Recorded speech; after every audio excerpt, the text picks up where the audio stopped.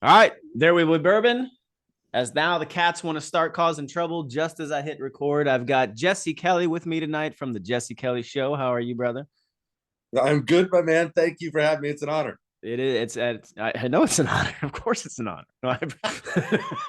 It's an honor to have you, my friend. And before we get into the shenanigans of this evening, I would just like to obviously talk about what will be fueling tonight's discussion. And for me, as I said on the old Twitters, as new Twitter files get unleashed, I don't know if you saw those yet, but I am in the middle of killing some bottles because we've got some moving coming up shortly, and we're gonna kill Elmer T tonight. Once upon a time, it was about 39 bucks on your shelf from a good old Buffalo Trace distillery, and now you could probably add a digit if you even find it. Ooh. Whatever. And I did see you're partaking tonight as well. What did you manage to collect I'm on not your way here? there will be bourbon part podcast and not have a bourbon. That's one. Two, That's right. what I've got on hand here, it's a great Texas whiskey, Texas bourbon called TX, TX, and they have a bunch of different kinds of it. I got one tonight that is finished in a cognac. They finish it in cognac casks. So it Ah, has at the end of it, it is freaking good. Real good. So all right. This is annoying. Get both of you. All right. Had to kick the cats out. That was early. Usually that doesn't take place for an hour or two. So we'll start sooner than that. You mentioned the bourbon finishing the cognac cast. So my wife, she's in the wine industry. And so they've worked on some stuff with Whistle Pig to do some finishing and like Whistle Pig barrels. That stuff, the finish that adds to you, plus it kicks up the alcohol content a little bit it's very delicious and it's very dangerous. Now the TX that you were talking about, I've seen that. Where I've seen it mostly is in the PX or in the class 6. I've never tried it though. I've always seen it and I've always like, oh, I like this label. I've just never it's picked it up because I've been it's kind of hit or miss on all Texas bourbons anyway. I'm not really big on the Garrison Brothers or the Balcones. So um, it's good. It's good if you don't want to break the bank. You want something a little better than the Jim Beam I used to drink in the Marines. You don't want to break the bank, which I don't like to break the bank on anything. So it's good. It's good enough for me for this white trash guy. I got a giant bottle of Jim Beam over there anyway, because you got to have that. And honestly, if I'm going to do poolside drinks in the summer, I like to do a little Jim Beam, the stag, the cherry, and I mix it with some Diet Pepsi. That Oh stuff. yeah, That's yeah. I drink stuff like that. yeah. You can't drink normal bourbon or whiskey in the sun. I mean, you can, but you're not going to remember what you were doing or I where give you're you at. the world for drinking a girly drink like that by the pool. Except I get caught routinely down here in the Texas sun. I'll get everyone has Shinerbach. Everyone knows what Shinerbach Yeah, is. By yeah, great, good stuff. great beer. They have They have strawberry Shinerbach that they put out. I think it's year round. And by the pool, if you get some ice cold strawberry shiners by the pool, is about as good as it gets. That's what you got to do, because people want to get all snobbish, especially out here. That the IPAs, you can't drink an IPA in the California summer. You're gonna No, have a very bad day. You're probably gonna drown wherever you're at. yeah, You know, you really do need. That's why Coors Light. These things were invented. You need some Colorado spring, Rocky little. What is it? Rocky Mountain spring water. mm-hmm. Okay, and that's why 30 packs were invented, because you can drink them all day, and at the same time you're drinking it, you're hydrating all at the same time because you're taking that water from that light beer, and it's good to go. If you want to mess around and drink an IPA or a Shiner Bock, like you're saying, not the strawberry version, you're probably not going to be conscious for more than 2 hours.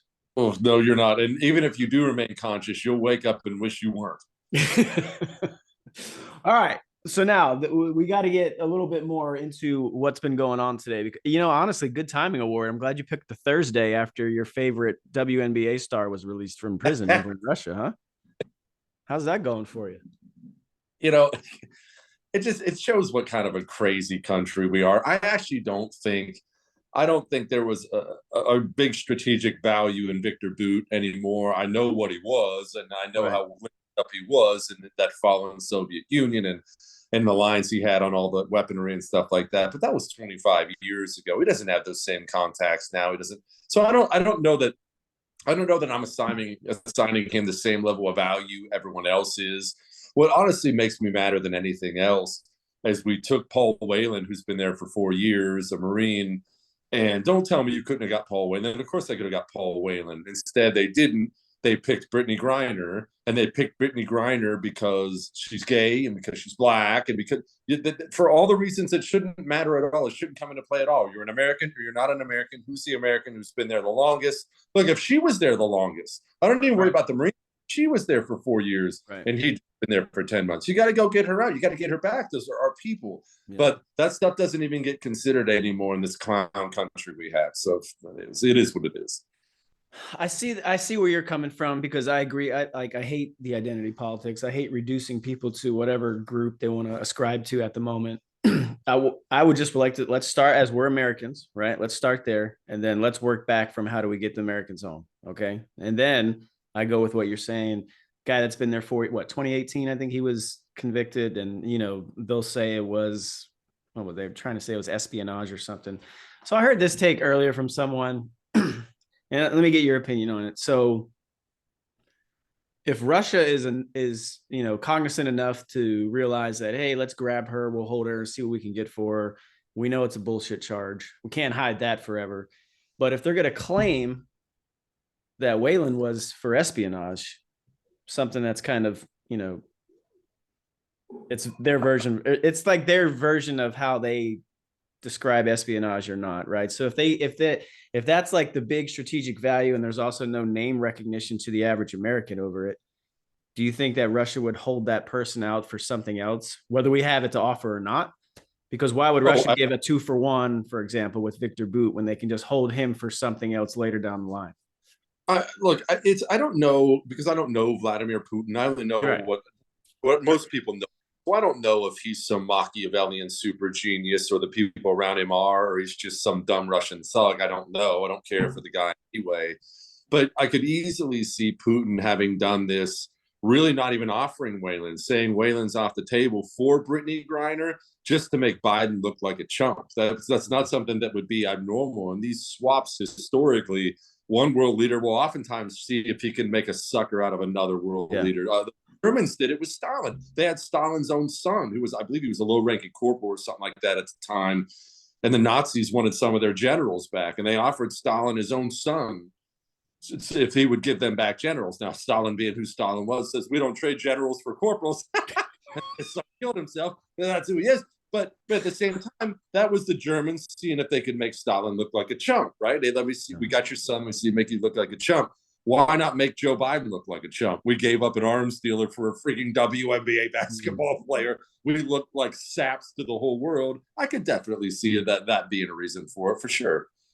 How do you think that's received? Well, we forget sometimes as Americans, I forget that we have been number one for so long, number one economically, number one militarily, so long. We've gotten so used to that. That's the only country I've ever known. I'm 41. That's all I've ever. Hey, same age. All right.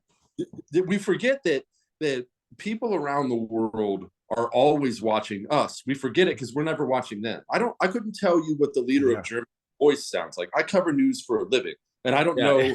I don't know what the new PM of the UK sounds like. I don't even know who it is. I just remember Markel, and she's gone. Exactly. Right? So, but we get these foreign countries. It's not that way for them. They're always watching when we talk. They know who our president is. They know what's going on over here. And look, when you've been number one for long enough, people are going to be cheering. A lot of people are going to be cheering when you start to fall. There are a lot of people that are very much enjoying watching the United States of America have a president who can't talk. Watching the United States of America do clown thing after clown thing. They're cheering it on. That the Afghanistan thing was on top of 13 freaking lives lost.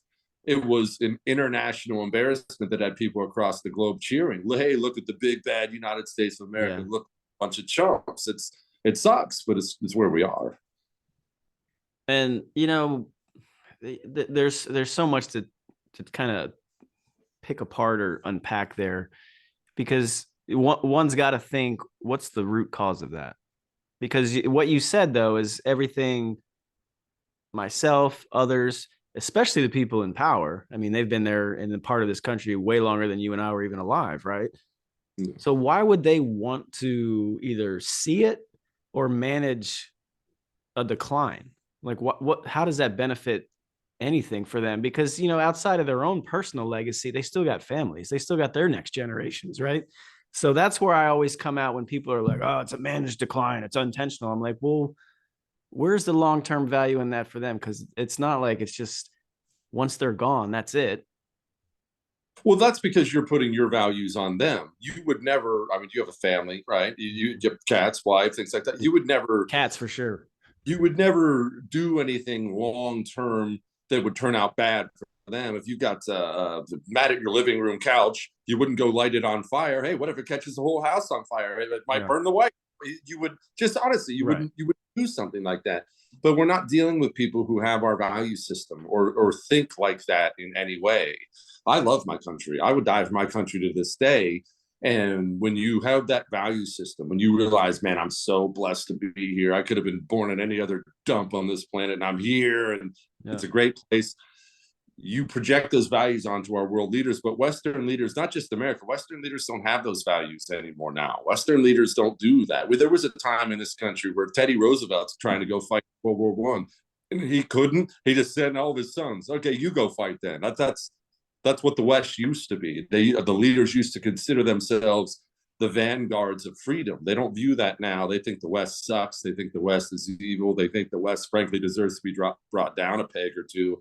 No one in the Biden White House stressed for a minute when Afghanistan fell, looked bad internationally, except the poll numbers. That's all they cared about. They weren't worried about the country or anything. There wasn't ever a heartfelt moment. Oh, what about those dead troops? Joe Biden went and saw the families when the troops got pulled off and checked his watch the whole time.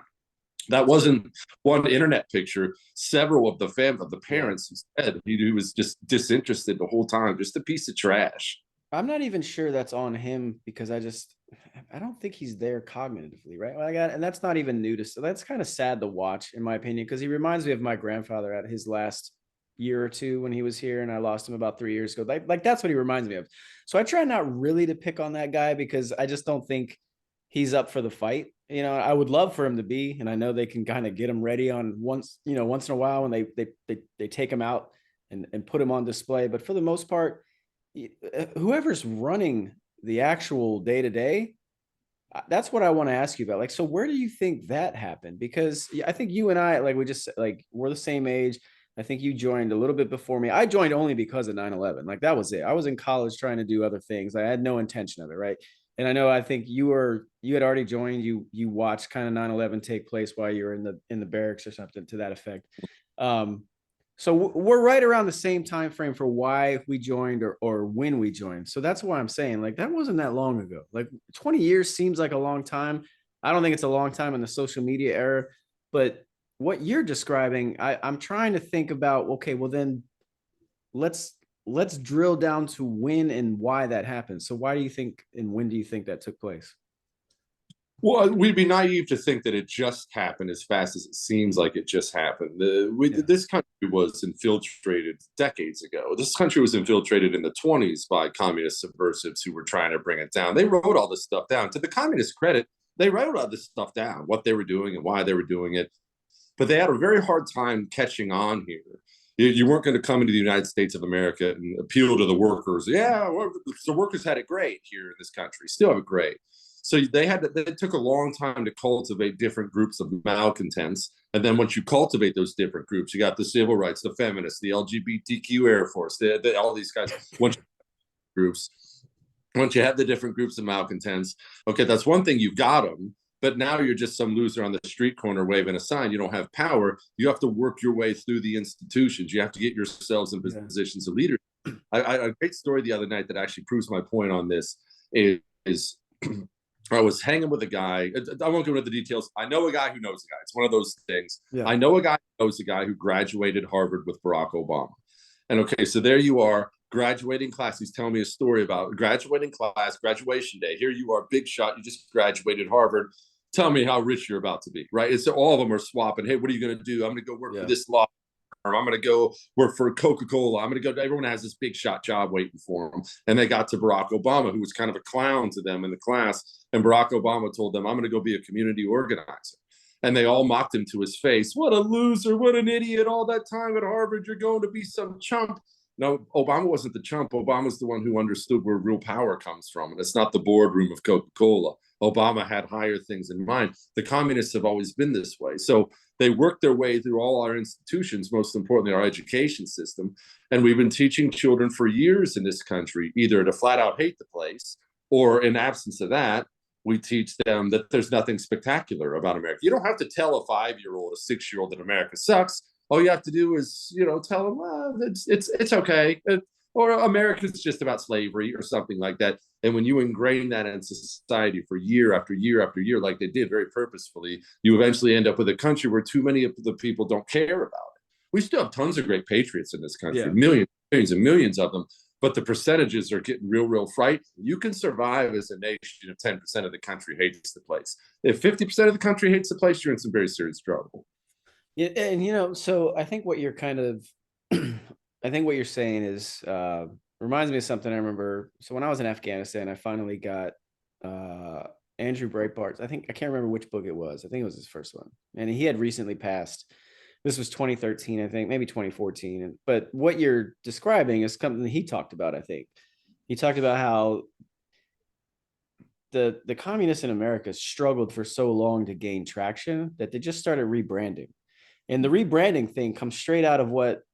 I remember, so my undergrad was hilarious. It was political science, but one of my favorite classes was politics of the European Union. And if you look at how the elections of the European Union work, these parties rise and fall every 2 years, and they figure out what works and what doesn't. And when they take what works, and in the next election, they either rebrand, change the name, or do whatever.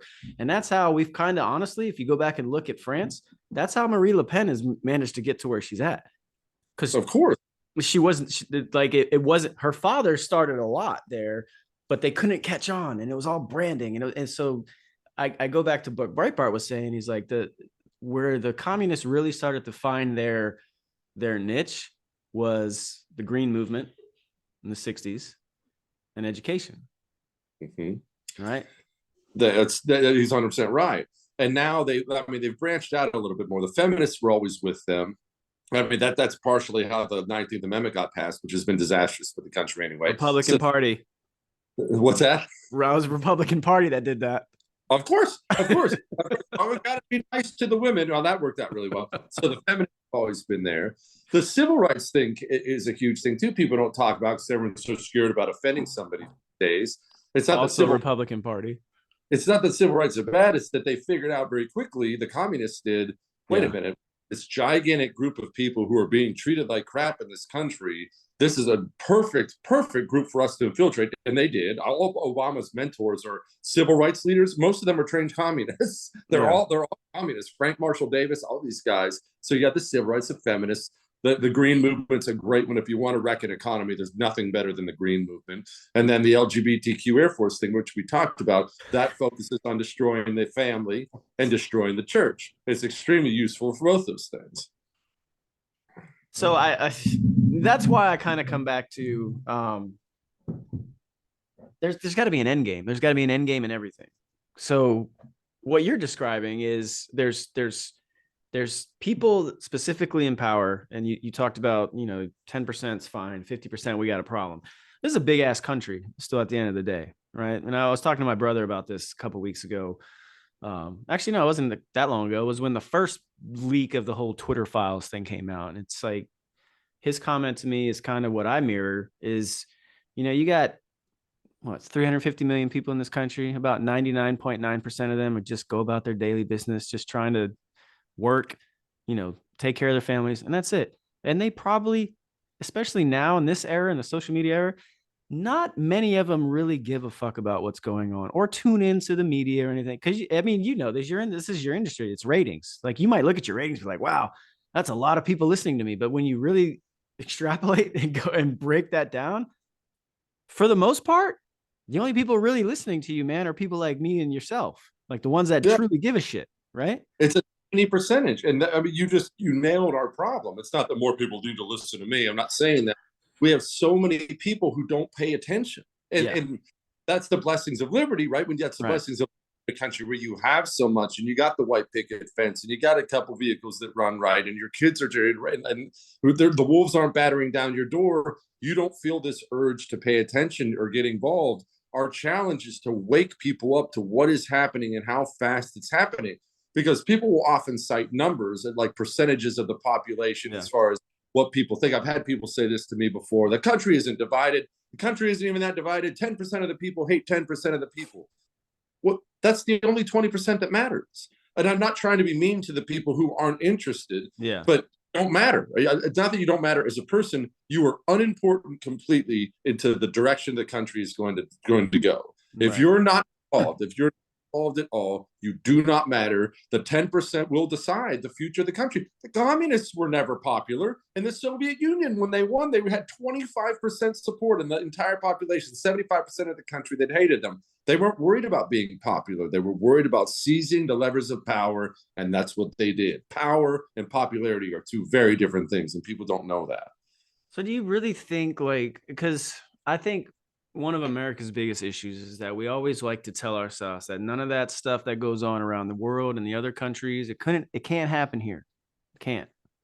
So do you really think, do you think is it that simple? Like, do you really think that that's what's kind of going on? And the reason I brought up the stuff from before is like, when can we nail this down? Because I know what we're communists play the long game. They've always done that. The right doesn't. They're terrible at it. They're constantly on defense. They're never on offense.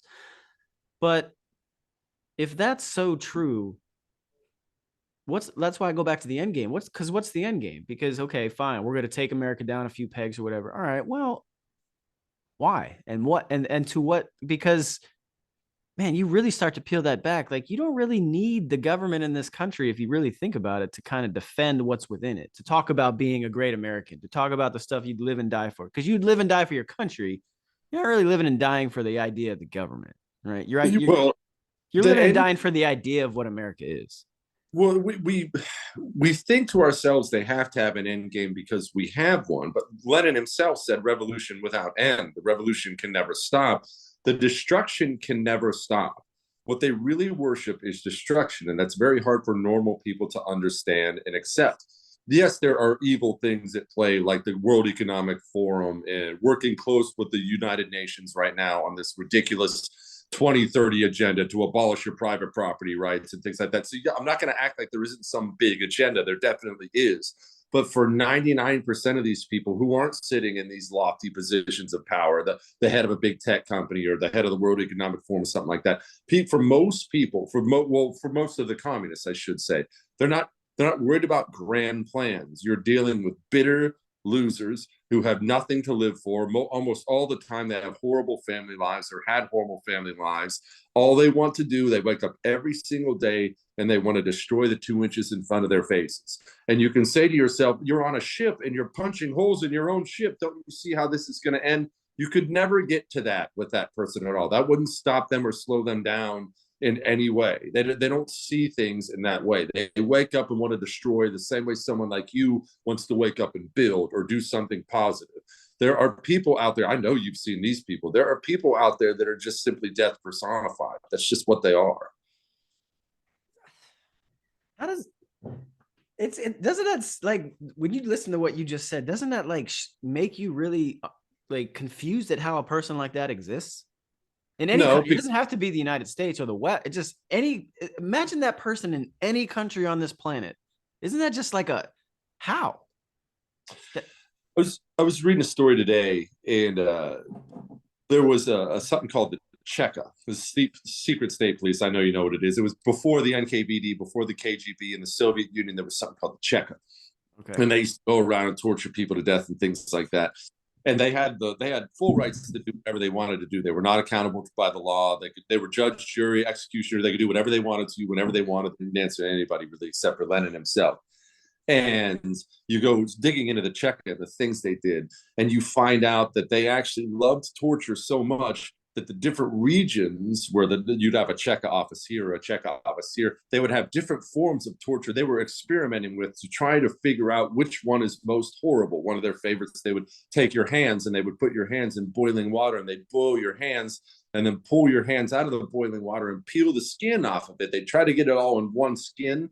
That way they could put your skin of your hand on themselves like a glove and mock you while you stood there without skin on your hands anymore.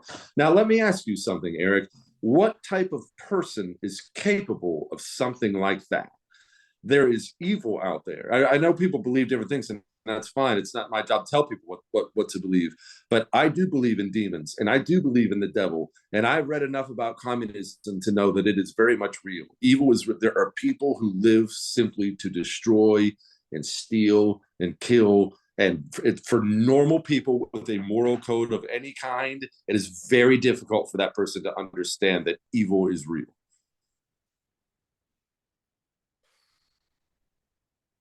Yeah, but I'm trying to come back because I'm an optimist at my core. I might acknowledge the things that you just said, but I'm trying to, the type of person, because I would like to, let me say this, what you just described. Let's think about the time period we described it. Because honestly, I think the 20th century was fucking awful. Like it was just, I mean, think about how quickly we advanced technologically, but just think about the the amount of people killed. You people, especially like my kids, your kid, like none of them have a concept of what it's like to lose like that many people. You go back, starting in World War I, then you go to World War II, just Vietnam, like all of it, all of that century, like hundreds of millions of people gone. Hundreds of millions. There are stories from World War One that are just horrible. European stories are actually worse than ours. I mean, that's just the worst. God, it's yeah. And you read these stories about places like Britain where they would, for camaraderie's sake, they would take a small town, and they would keep all the young men who joined. They would keep them together in the same unit. And so then you go into World War One, yeah, and then the whole town's fucking gone. Yeah, that's the artillery terrible war. One round lands, and you didn't just kill a whole platoon. You killed an entire town's worth of young men and all the wives and mothers and sisters and brothers in that town at the same day. They all found out none of the young men are ever coming home again. They're all gone. Like that kind of that is a level of sorrow and death and agony that is unimaginable. And you're right, as communism, I mean, because of communism, that's why the 20th century was so bad. Communism, healing power of the weapons. And now people aren't dying. You're not sacking a medieval city of 100,000 people. It's Genghis Khan, burning down some city in the Middle East. Now you're just watching people die by the million and starve people on purpose. It's just, mankind is what it is. Yeah, that's what I like to say, because I come back to, man, there's so much, man, I wish you could stay longer, but I understand. I'm just trying to, because my issue for the most part when it comes to the big picture size is that still in this country, we have zero concept about how the rest of this world lives. We do.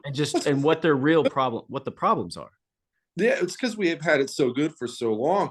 It's wild when you look at even out there now, countries that are going through things like the prospect of invasion. I mean, do people know that the Indians are actually having hand-to-hand combat fights in Himalaya mountains with Chinese troops? Right. You don't know what that's like as an American. You never experienced anything like that. There are countries out there that wake up every day and you might be invaded by the monster next door, or the warlord in Africa may be coming in to chop your hands off and kidnap your children. That's how people didn't just live back then. People live that way today. There's no American that experiences that now. We're so blessed that we are frankly isolated and spoiled from what. Well, we literally are, right? We're the most geographically insulated country in existence.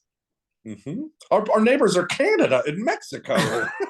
We're not. And I always make it. I had this random great conversation, dude. I was just in Baltimore on Monday night. I think it was Monday night, and in this Italian restaurant in a Little Italy neighborhood in Baltimore, and there's this a gay black female couple sitting next to me eating whatever, and just randomly, like one of them got up and I struck up this conversation because I really liked her glasses, and I just complimented her on her glasses, and the next thing you know, we sat there and talked for 2 hours.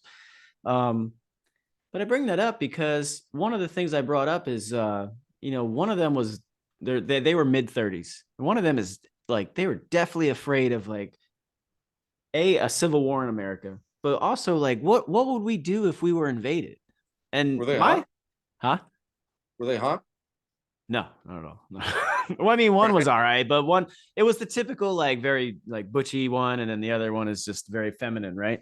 Wishful thinking. Anyway, go on. Yeah, I get it. Yeah, I understand. Like, that's what you want. You want to think, but no. And so my thing to them that I've always said, I've maintained this since probably my first year in the army, is that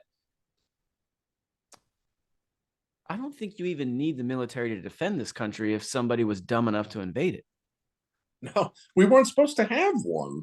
I mean, that's what we don't like talking about a lot, is we're not supposed to have a military this size at all. In fact, the founders all spoke extensively against the dangers of having a standing army this size and the abuses of liberty and the abuses of people's taxpayer money. Yeah. You're not supposed to have this. In America, we don't even need it at all. We need a sweet Navy, and as much, God forgive me, we needed a great Air Force because you have to stay technically up to other people. But much as it hurts me, the Army and the Marine Corps should be small. You should have a great group of NCOs and staff NCOs and decent officers, if you can find any of those losers. And that.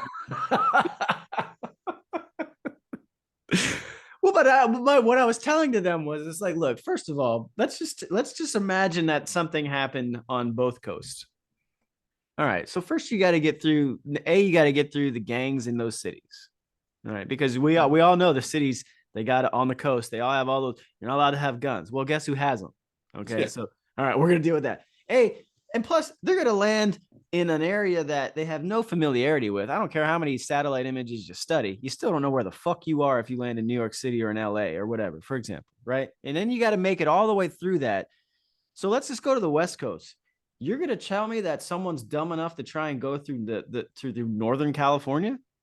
Like, those people are literally, they will kill you. They don't even need to have a reason. They will. That's Northern California. You get up past Auburn and start getting into the Sierra Nevadas through Tahoe, and then you start going up on the coast. You're dealing with a different type of human. People want to mock California all they want. It's not about the government. It's about, you need to know what's up in those hills and those mountains. Okay. Same thing on the East Coast. Fine. You made it past that. Now you got to get through inland.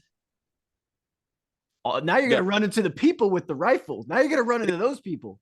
Enjoy inland South Carolina and North Carolina. Let me know how that Kentucky, Tennessee. Yeah, and you haven't even got to the Midwest yet. You haven't even got into any of that.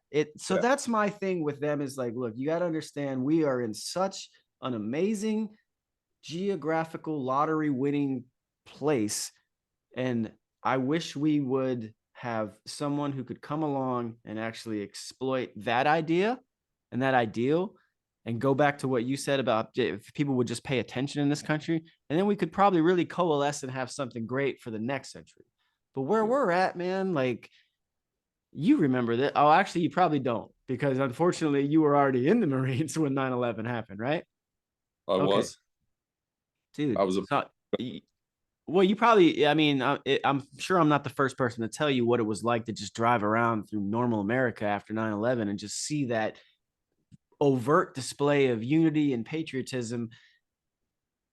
And honestly, that's what made me join. Like, I joined I went, and my first conversation with a recruiter was a week later. But all of that, I was just like, man, I don't want to miss out on this. I don't want to miss out on that. Right.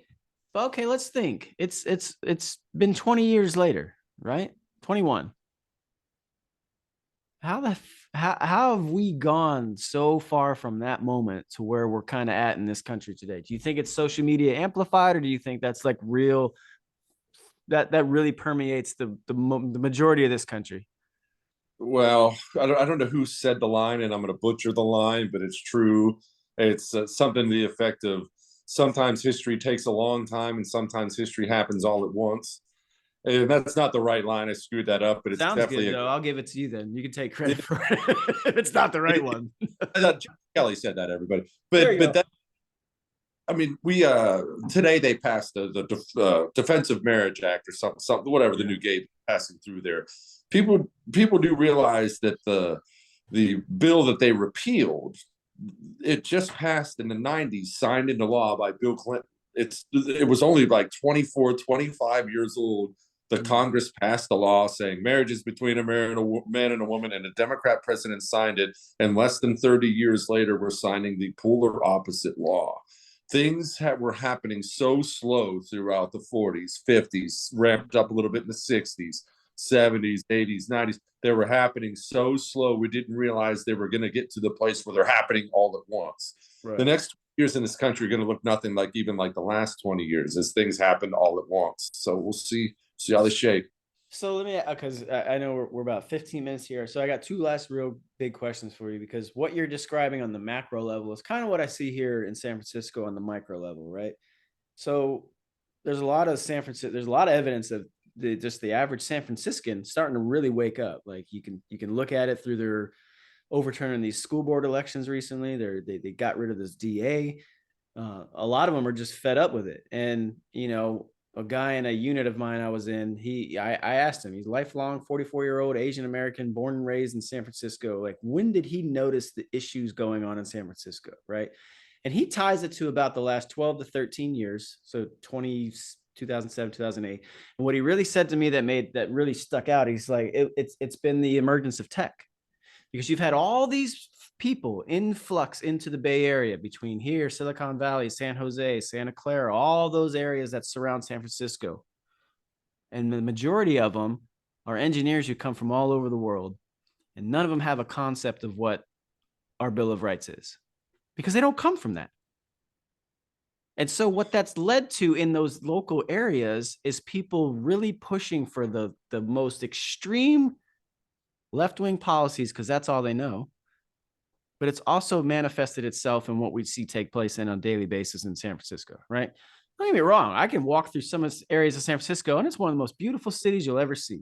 But if I start getting inward, I get into the Tenderloin, or I get into some of those areas, man, it's fucking annoying that the fact that you can't literally walk through a great American city like that without constantly feeling like when you were back on fucking patrol in Iraq. Like, you constantly have to feel on guard, dude. And that's not how you should feel in an American city. You shouldn't. No, you shouldn't. Look, there are a lot of things happening right now that you can say that about, though. I mean, it shouldn't be this way. It shouldn't be this way. I think that we can. I know I'm very guilty of this myself. I wake up a lot of days and I see things happening out there, and I say it shouldn't be this way. I think I think for me, I need to wake up. I always have to slap myself awake and realize that I'm not entitled to live in the same country that my father got to live in, that his father got to live in, Good that point. I've been given a different country. And I've had to tell my sons, I'm sorry that we didn't do more to make sure you got to keep this, you got to live in the same country, but we didn't. And now you're stuck with it. Now you're gonna have to grow up and learn how to live with it. Yeah, that's I good. don't I wish it was this way. I love New York City. I love cities. Yeah. I love it all. New York City is one of my favorite places in the world. Man, last time I was there, someone pulled his pants down and peed in the sidewalk at noon as I'm walking down there. There's drugs everywhere. It's so sad. People were all drugged out of their minds, and just, I hate that stuff. It bums me out so bad. I don't hate them. I feel so bad for them. Yeah. Just mind wrecked by Yep. addiction and everything. It's awful, but it's what it is. I was never entitled to this country. So I wanted to ask you about this. Well, I got time, I think. So let me follow up on what you just said. Another thing he mentioned was, and I think this is kind of something I've been noticing more and more, is when you go back to mental health in this country, right? What have we gotten away from? And I'm not trying to say it like in a bad way or like it's the best thing, but maybe it actually had some merit to it. And I know it's totally stigmatized now. We mock it in TV shows and movies, but look at these asylums that are no longer around, because that's where those people used to go. And now, without them being around, they're let out onto the public streets of these major cities. And this is what you see. This is why you have a guy peeing in front of you at noon. This is why you Yeah. got a guy, like when I took my daughter to her first Giants game in San Francisco when she was 10, no, 11, and we're sitting at the on ramp or the exit ramp, and on this side of the street I got $5,000 a month apartments, and then under the overpass I got a guy sitting there shooting up heroin live right in front of her, right? But that's why, because the things that used to exist to take those people out of society, good or bad, no longer exist, and we've given them free reign.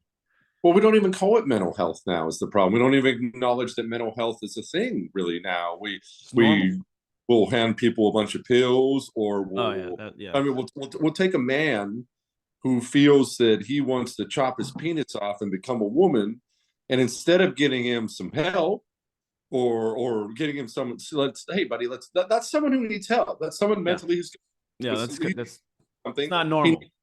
Instead, we have an entire society now that says, absolutely, go chop him off, and now we'll call you Sally. And so he just gets to, instead of being told he needs help and given help, he just wades deeper and deeper and deeper in his mental illness. And soon he has no penis at all. And he wears lipstick every day. And he's usually drugged out of his mind and suicidal. And then he wades deeper and deeper. No one will pull this guy aside and tell him, hey, man, let's get you some help. We don't acknowledge anything that's wrong anymore. Everything now is treated as being something that's wonderful. I'm supposed to think Lizzo's beautiful. Lizzo should be playing left tackle for the Dallas Cowboys, and I'm supposed to watch Lizzo dance around in a bikini. No, it's not beautiful. I'm with you on that. I'm with you on that. Like, you know, beauty is something that I can't, you know, you want to butcher quotes, I'll butcher one myself. I don't know who said it, but beauty is someone said beauty is something that everyone recognizes as unique, and it's not easily, I guess, oh God, it's not, I'm butchering this. It's not, what's the fucking word? It's not common. Yeah. Beauty's not common, right? Everyone knows, like, when they see something that's like, holy shit, that's beauty, right? It's like seeing, they call it virtuosity. Like, I'm going to get really nerdy here. Like in the CrossFit world, they call it virtuosity, which is doing the uncommon uncommonly well, right? That's the same thing with beauty. Like, you and I are great looking men, Jesse. Don't get me wrong. However, right? There might be some who would be like, wow, that's not beautiful men. No, they're wrong, right? Yeah. But that's what I said. Like, when it comes, because it's not about body shaming and all that. It's like, just, you know what? Not everyone's fucking beautiful. Not everyone's smart. Not everyone's intellectually better than the next. I wasn't meant to be a fucking professional baseball player, no matter how much I wanted to be in college. You know, that's just the reality of the world. Okay. You're just not always cut out to do what it is you want to do. And that's okay. Find something fucking else you can do and do it well. Where you can be anything and everything's beautiful and everything's okay. I actually had one of my sons tell me one time when they were younger that he wanted to be an astronaut. I said, son, you're going to be 6'6". Find a new dream. That's not going to work. Way too tall, bro. There's no height waiver for that one. you can't be anything you want to be. That's a freaking lie. That's a total lie. That's a lie. People lie to you. There are a lot you suck at. I suck at a lot of things too. You have gifts. I suck at a lot of shit, dude. Like, I'm pretty good at a lot of stuff, though. That's the thing. Guitar, all like, I'm pretty good at a lot of that stuff, man. I'm just not fucking great at anything other than drinking bourbon. So, yeah. I mean, all right. So I know you got this thing, and we got about 8 minutes left before you got to get the hell out of here. So you talk about the new right. Talk about that a lot on Twitter. All right. If you don't follow Jesse on Twitter, you should. Jesse, what's your handle on Twitter? At Jesse Kelly DC. All right. Jesse, why DC? I've been meaning to ask you that. I didn't start the Twitter handle. It started when I was running for Congress. I didn't even know what Twitter was. I didn't know I had a Twitter account. My staff started it for me, and Jesse Kelly was taken, and they thought I was going to be elected. Ha ha, jokes on them. And so they on the end. Now it's just yeah. So you ran in 2010 against good old Gabby Gifford, huh? That's right. Yeah, I was almost won. Yeah, 4,000 votes. They had to recount it. It took them a week to recount it. Almost which fucking Joe Kent's going through right now. Incredible. Yeah, man. That's the one that ripped my heart out. I need another 6 hours with you before we go delving into that one. But so I'm curious, like, so you did do that. You actually threw your hat in there, your hat into that arena. You know, you were pretty young to do that at the time. I think, what were you, 30, 31? 27. Oh, you were, so yeah, you're really young, man. Like, you went after it and you almost won. And I know you've kind of parlayed all of that into what you're doing now, but when you talk about the new right, I got two questions. Have you told any of the Republicans? Yes. The good news is, one of the great things about what I get to do now, which is basically screw off for a living. I can't believe I do that. You were prepared very well. Yes, that's actually but one of the great things about what I get to do now is that you do eventually, even though I don't deserve this, you do eventually get some level of influence. And so now I have senators and congressmen who text me and call me and ask me about this and ask me about that. And I'll meet with these people. And yes, actually, some of them are. Now, most of them are not. They're pathetic. But some of them are, and that number is growing for sure. For sure. Yeah. Well, I know. I think it's a very important thing because I think we all kind of agree on it. And then that's why I'm really, I don't want to say we all agree on it. I think if we're gonna run our little sub circle here, I think we would all agree on that. But I mentioned this earlier, like this whole like concept of constantly being on defense and always kind of splintering each other based on what the topic is. Now, because when you look at the left, they always coalesce around each other. They're always in lockstep. They never try and like, oh, that person's too far left. No one ever does that. They're just, all right, this is what we're gonna do. All right, let's go out and do it. Because how else could you ever take someone like AOC seriously? But they do. They do. And we're never going to have the hive mind of the left. Otherwise, we'd be leftists because that's true. That's a good point. Okay. We are going to be more individual thinkers, but we should be much, much, much more aggressive and much more bold with what we believe. And we'll do things like they'll say, hey, I think we need to add $1 trillion to the budget. And we'll say, no, that's outrageous. Let's add $500 million instead. Well, wait a minute. What? The counter to adding $1 trillion is not bad. It's taking away $1 trillion. That we don't ever play offense in any way. We're always defense, always playing their game, always on their field, never trying to wrong foot them. They're always wrong footing us over and over and over again because I don't know what it is with this low T GOP, afraid of their own. I can't. They're all scared. They're all scared of a bad write up in the New York Times or Politico. Why? Who gives a shit? Who fucking cares? Forget about don't care. I love it. I want that. If you told me tomorrow morning I was going to get just crucified in the Washington Post, I'd pour another bourbon right now. That's not crazy. Jesse, guess what? If you do another hour, you're going to get crucified in the Washington Post. Yeah. Okay. But that's my thing though, because I am with you on what you're saying, and the last thing I want to kind of get to is we got 4 minutes. So when we, because I talked about this with the politics of the European Union. These parties rise and fall every 2 years. I just personally, I've held this belief for probably 20 years at this point. I don't think in a country our size we should be forced to be getting told to be standing on one side of the room as you're a Democrat or the other side of the room as you're a Republican, and that's it. Everyone like. Where are you on third parties? Where are you on a need for more representatives based on just actual, individual?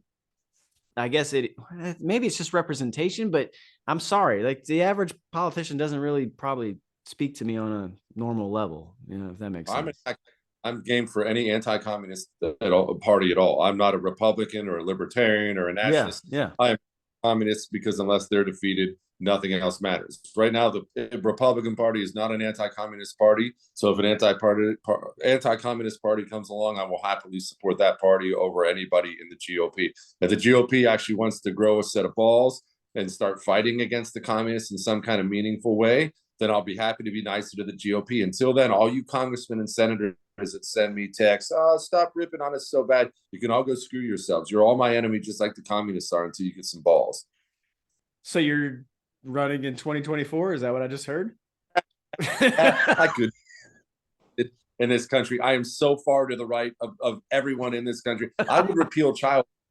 I would do stuff that most of the right would think is just insane. So no, I'm never. But that's again. Kind of the thing, though, because that's what I've been saying. I mean, credit to Joe for going out and actually doing it, but man, I with some of the guys, I think we all run in the same circle for a little bit. But if more people were just willing to do it, maybe we wouldn't have to just sit here and be anecdotal about it.